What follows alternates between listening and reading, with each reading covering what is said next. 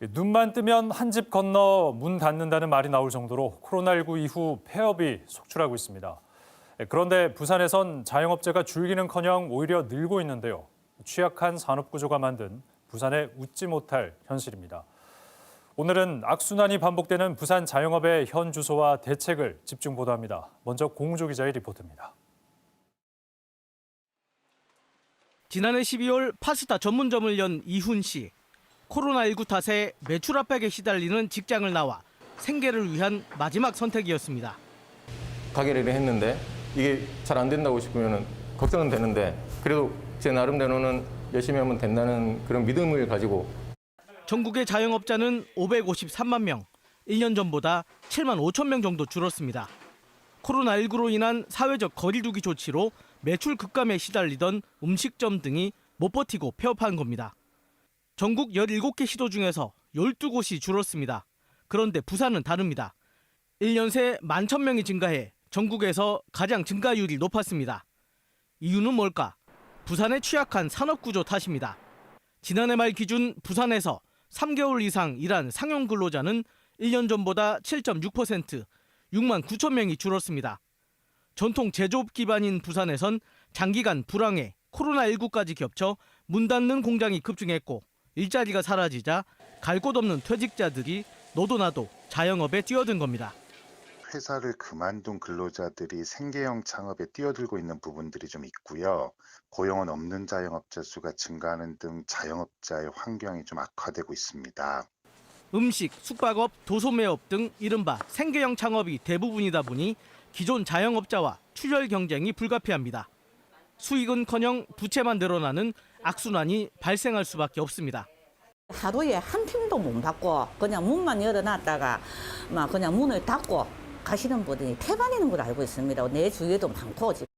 자영업자 10명 중 6명은 하루 10시간씩 일하지만 한 달 수입이 150만 원도 채 되지 않는다는 통계는 부산 자영업의 현 주소를 고스란히 보여주고 있습니다.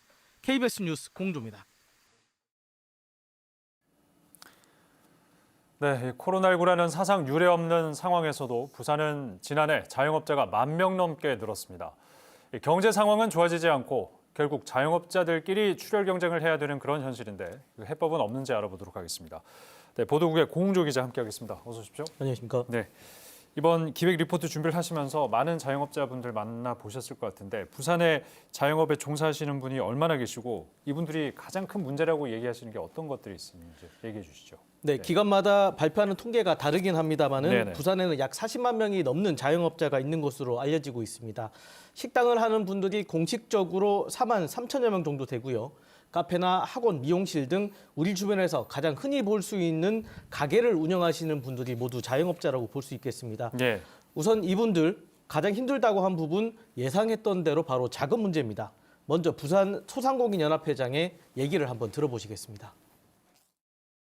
지금 우리가 신용보증재단이든 이런데 지금 아니면 소상공인 시정진흥공단이든 보증서 발급을 이렇게 좀 완화를 해서 해줘야 지금 다른 지자체들은 뭐 특례보증이라 해서 해준 데도 있어요. 그러면 추가로 이게 대출이 될 수 있다는 얘기거든요.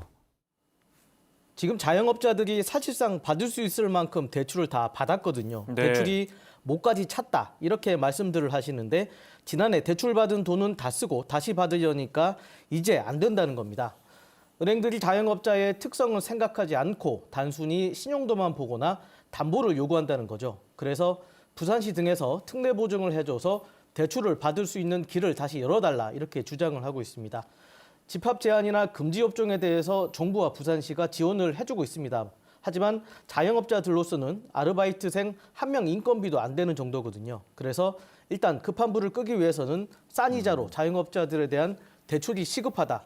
이런 의견입니다. 예, 뭐 정부 지원금으로는 한계가 있으니까 빚이라도 좀 낼 수 있게 길을 좀 열어달라 그런 얘기인 것 같은데 일단 코로나19라는 상황 때문에 자영업자가 힘든 건 분명합니다만 어떤 자영업의 구조적인 원인도 있지 않겠습니까?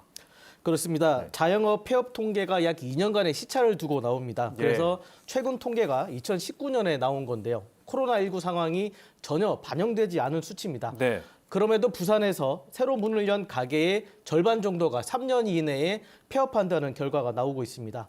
한 자영업자의 얘기를 들어보시겠습니다. 창업을 하는 사람한테는 시장 조사라든지 그다음에 어떤 업종을 선택할 건지 충분한 그 교육을 득한 뒤에 나름대로의 시장 조사에 판단이 있었을 때 하여금 해야 되는데 이게 안 되다 보니까 그냥 보면 신고만 하면 되거든요. 그런데 소상공인 시장진흥공단이나 부산경제진흥원 같은 곳에서 예비 창업자들을 대상으로 시장조사 등을 도와주는 프로그램이 없는 게 아닙니다. 일단은 홍보가 잘 되지 않고요. 부산은 특히 자영업자 중에서 60대 이상 고령자 그리고 고령자의 가족들이 가게를 운영하는 비중이 매우 높습니다. 바쁘기도 하고요. 또 이런 지원 정보를 제때 찾아보고 또 인터넷으로 신청하는 게 익숙하지 않다는 것이죠.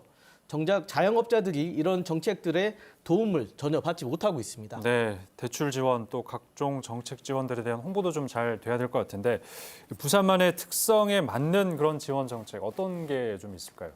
네, 자영업자들이 창업 전부터 또 어쩔 수 없이 폐업을 하게 되더라도요. 네. 후유증을 최소화하면서 연착륙을 할 수 있는 그런 정책적인 배려가 필요합니다. 그러니까 자영업의 전 생애에 걸쳐서 도움을 받을 수 있는 전담기관이 필요하다는 건데요. 네. 지역 상권이 어떤지 또 이 업종이 적합한지 상담을 받거나 개업 전에 교육도 받을 수 있는 그런 곳입니다. 자영업자들은 직장인과 달리 재교육 기회가 없지 않습니까? 그렇죠. 이런 예. 전담 기관에 들러서 최신 시장 경향이나 자금 지원 정책이 어떤지 이렇게 내용을 알 수도 있습니다. 네. 특히 구군별로 이런 전담 기관이 마련되면요. 자영업자의 개별 특성을 고려한 맞춤형 지원은 물론이고 지역별 또 업종별로 특화한 마케팅까지 가능할 것으로 보입니다. 네, 알겠습니다. 오늘 여기까지 듣도록 하겠습니다. 공은조 기자 수고하셨습니다. 고맙습니다.